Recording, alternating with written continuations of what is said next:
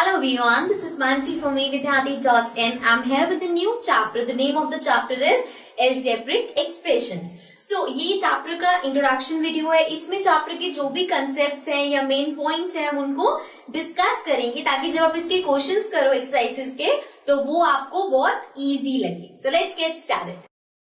Now, as the name suggests, algebraic expressions. So, what are these expressions? अभी हमने एक chapter किया था, चैप्टर नंबर 4, जिसमें नेम था जिसका सिंपल इक्वेशंस. वहां हमने डिस्कस किया था इक्वेशन क्या होता है. इक्वेशन जिसमें बीच में इक्वल्स टू का साइन आता है. Like if we write x plus 4 equals to 6.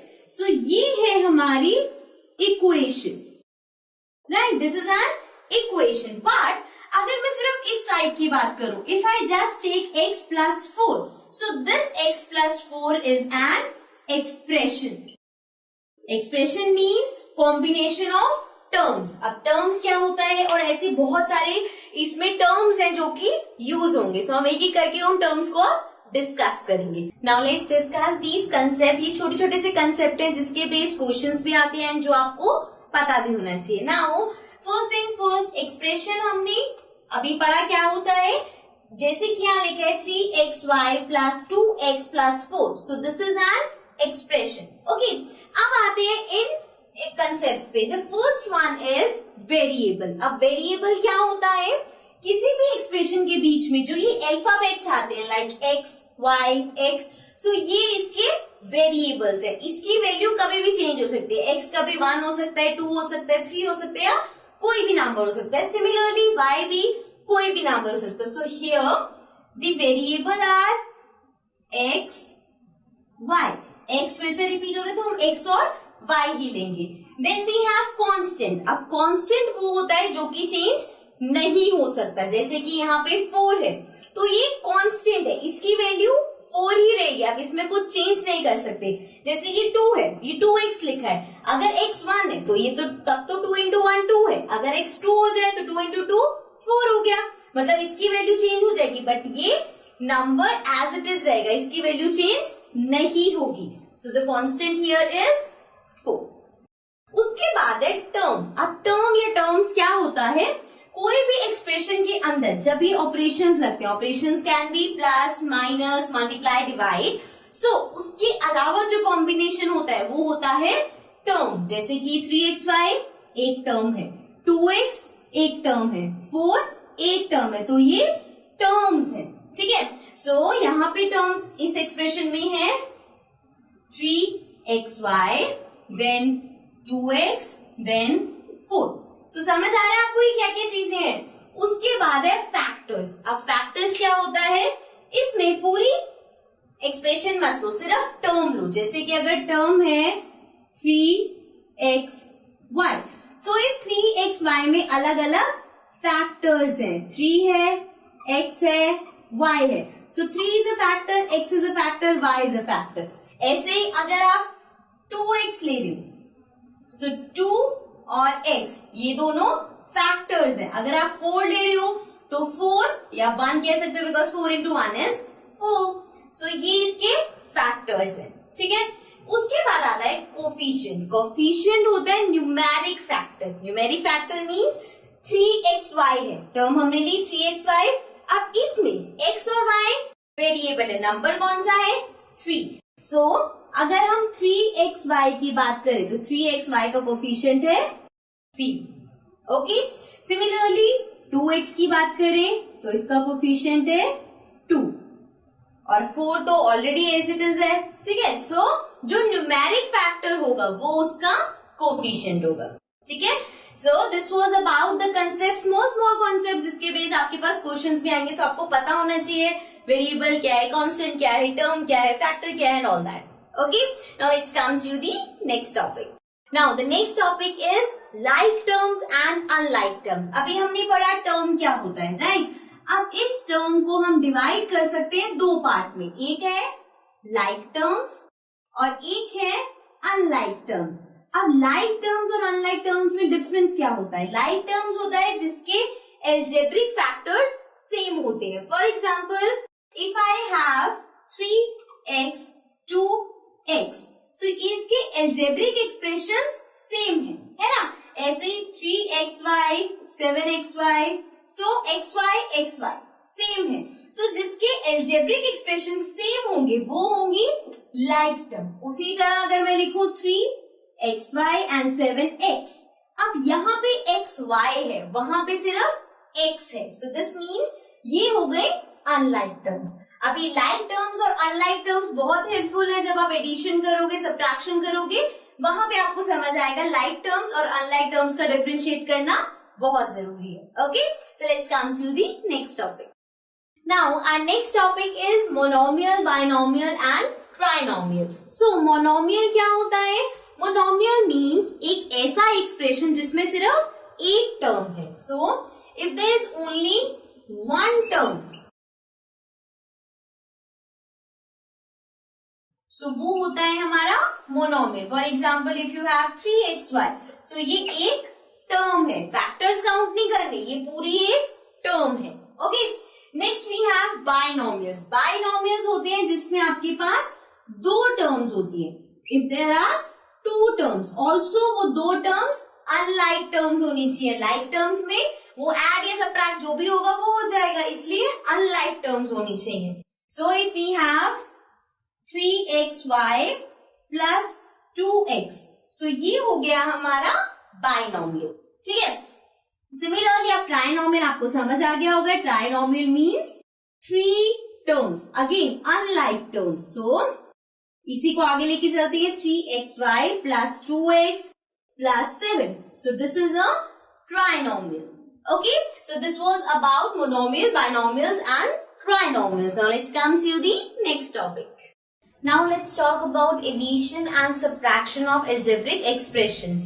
सबसे पहले हम देखते हैं टर्म्स को आप ऐड और सब्ट्रैक्ट कैसे करते हो। So अगर आपके पास कोई टर्म है 8xy and 5xy, अब ये दोनों जो टर्म्स है they are like terms. Like terms क्यों है? बिकॉज इसके साथ भी xy है, इसके साथ भी xy है। सो अगर आपको ऐड करना है, सब्ट्रैक्ट करना है, तो आप सिर्फ लाइक टर्म्स को ऐड या सब्ट्रैक्ट कर सकते हो। नाउ अगर आपको इसे ऐड करना है, तो अगर ये xy है तो आप क्या करोगे? दोनों में से लेट्स सपोज हमने xy कॉमन ले लिया, बचा 8 plus 5। So xy 8 plus 5 is 8, 9, 10, 11, 12, 13. Now 13 into xy which is 13xy। मतलब सिंपल सा अगर आप देखो तो आप इनको नॉर्मल प्लस कर सकते हो, साथ में xy लगा दो, बट ये तभी पॉसिबल है अगर टर्म्स लाइक होंगी। अगर ये होता 8xy प्लस 5x, तो आप इसको ऐड नहीं कर सकते बिकॉज ये xy है, ये सिर्फ x है। सो सेम लाइक टर्म्स होना जरूरी है। ठीक है, सिमिलरली इसी को ही जैसे हमने प्लस किया, अगर आपको माइनस करना है तो आप कैसे करोगे? 8 माइनस 5 इज 3 और साथ में xy, सो हमारे पास आ गया 3xy। ठीक है, so this was about adding and subtracting terms. अब अगर आपके पास आए एक्सप्रेशंस, पूरे एक्सप्रेशंस है, उनको ऐड और सब्ट्रैक्ट करना है। सो लेट्स सी कैसे करेंगे। मैं यहाँ पे छोटे एक्सप्रेशन ही ले रही हूँ। Let's suppose if I am taking 3x plus 11 and 7x minus 5, सो ये दो अलग अलग एक्सप्रेशंस है। अब अगर आपको इन्हें ऐड करना है तो सिंपली इनके बीच में प्लस होगा। अब आपको 3x plus 11 plus 7x minus 5 इसको सॉल्व करना है, तो जो लाइक टर्म्स है उनको साथ में रख लो। जैसे सबसे पहले 3x है, x वाली और कौन सी टर्म है? 7x, सो प्लस 7x बचा प्लस 11 और माइनस 5। अब इन दोनों को सॉल्व करो, 7 प्लस 3 इज 10, सो ये हो गया 10x। देन प्लस और माइनस का प्लस माइनस माइनस, 11 में से 5 गए 6, तो ये आया 6 और साइन आएगा प्लस का, सो ये हो गया 10x प्लस 6। ओके, सो ये आ गया हमारा आंसर। मतलब कि अगर आपको इनको ऐड करना है, क्या फर्दर ऐड नहीं कर सकते क्योंकि ये लाइक टर्म्स नहीं है, एक नॉर्मल नंबर है, एक आपके पास x है। ऐसे ही इसमें अगर आगे भी होता है xy, तो हम सिर्फ लाइक टर्म्स को साथ रख के ऐड या सब्ट्रैक्ट कर सकते हैं। Now let's take the same expressions but अब आपको करना है इन्हें सबट्रैक्ट। तो सबट्रैक्शन में एक चीज ध्यान रखनी है, अगर यहाँ आप माइनस करते हो तो पहली बात तो ये ब्रैकेट में आ जाएगा, राइट? ऐसे तो नहीं कर सकते आप, ऐसे 7 के साथ माइनस लगा दोगे, ब्रैकेट में लिखोगे। अगर ब्रैकेट के बाहर माइनस का साइन है सो ये तो एज इट इज रहेगा, इसके अंदर के साइन चेंज हो जाएंगे, ये ध्यान रखना है। ब्रैकेट के बाहर प्लस है तो अंदर वाले साइन सेम रहते हैं, ब्रैकेट के बाहर माइनस है तो अंदर वाले साइन चेंज हो जाते हैं। सो ये 7x हो जाएगा -7x, अभी पॉजिटिव है नेगेटिव हो गया, माइनस है प्लस हो जाएगा, ठीक है। अब फिर से ऐसे लिखा हुआ आगे, लाइक टर्म्स को साथ रख लेते हैं। 3x -7x plus 11 plus 5, okay. Now 3 - 7 plus minus minus, 7 में से 3 गए 4, साइन कौन सा आएगा? बड़े वाले के साथ माइनस का साइन है, so this will be -4x, then plus plus plus, so 11 plus 5 is 16, right? So we have -4x plus 16. ये हो जाएगा इसका सॉल्यूशन। सो इस तरह से आप एक्सप्रेशंस को ऐड या सब्ट्रैक्ट करते हो, okay. So now let's come to the next topic. Now our next topic is finding the value of expressions. अब अगर आपको एक्सप्रेशंस की वैल्यू निकालने, देखो इक्वेशन में क्या होता है, हम x y की वैल्यू फाइंड करते हैं, इसमें हम एक्सप्रेशन की वैल्यू फाइंड करते हैं। कैसे? अगर आपके पास एक्सप्रेशन में कोई वेरिएबल्स है तो उसकी वैल्यू आपको गिवन होगी। फॉर एग्जाम्पल सिंपल सा लेते हैं 4x, तो आपके पास है 4x एंड आपको गिवन है कि x इक्वल्स टू 2 है, तो 4x कैसे फाइंड करोगे? 4x की जगह 2 लिखा, सो 4 into 2 is 8। आगे एक्सप्रेशन की वैल्यू सिमिलरली कोई बड़ा सा एक्सप्रेशन है, let's suppose 7x plus 3y plus 3xy, ये एक्सप्रेशन है। अब यहाँ पे आपको गिवन है x इक्वल्स टू 2 है, y इक्वल्स टू 3 है, ओके। सो ये हो जाएगा 7, x की जगह 2 पुट किया प्लस 3, y की जगह 3 पुट किया प्लस 3, x की जगह 2, y की जगह 3। अब इसको सॉल्व करेंगे, 7 into 2 14 plus 3 into 3 9 plus 3 into 2 6, 6 into 3 18, right.